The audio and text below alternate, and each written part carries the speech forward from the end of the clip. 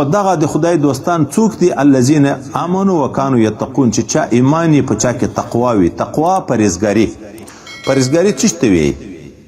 هسې د ګرامر په اصطلاح باندې په د خپل اندامو کې چې موږ وپېژنو په چا کې چې تقوا موجوده وي وایي علامې لري. اول علامه د دغه انسان کې چې د خدای ډار د چا سره موجود وي په سترګو کې ښکاره کېږي. دا سترګو باندې غلط نظر بیا نه کوي. پردیو ښځو ته په غلط نظر نه ګوري، پردیو وړکې ته په غلط نظر نه ګوري، تلویزیونو، سینینو، ډیشو، فیسبوکو داسې غلطو شیانو ته په دغو سترګو بیا نه ګوري چې چا کې وایي تقوا موجود وي. اول اثر یې په سترګو کې ښکاره کېږي.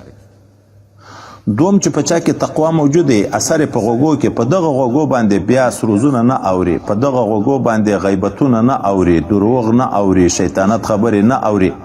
دغه سترګې به هم بیا د خیر په لار کې استعمالي، قرآن او دین او کتابو کې، او دغه غوږونه به هم د خیر لارې خبرې په اوري، غلط شیان به بیا نه په اوري. دریم د دغه تقوا اثر په ژبه کې ښکاره کېږي. کوم انسان چې د خدای نه ډارېږي دا ژبه بیا غلطه نه استعمالوي، نه درواغ وی، نه غیبت کی، نه شیطانت کی، نه چاته پوچ و رد و کنځاوي کی، نه په چا پسخند وی سخریه کی. ځکه چې د خدای نه ډارېږي په دا پیږي چې دغه ژبه چې زه غلطه استعمال کړم بیا مې خدای پاک جهنم ته بیایي. مالک یوم الدین ده. او څلورم د چا کې چې تقوا موجود اثر په ښکاره کېږي په خوله کې، په دغه خوله بیا حرام نه خوري. ځکه چې څوک ډارېږي د خدای نه، تقوا خو د خدای ډار ته ویل کېږي. په دا پیږي چې هغه انسان چې حرام وخوري، نبی علیه السلام کوم بدن غوښه چې په حرامو پیدا شوي وي هغه به په اور د جهنم سوځي تر څو پورې جنت ته سړی نشي تللی.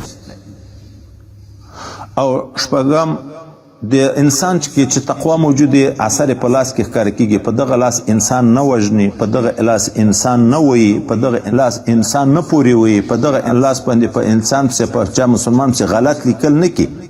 دا د خیر په لار کې استعمالوي. او بل چا کې چې تقوا موجود اثر په پښو کې ښکاره کېږي، دغه قدمونه جوماتو ته اخلي، مدرسو ته، نیکو ځایو ته اخلي، سینماو ته، د غلطو ځایو ته دا قدمونه نه اخلي.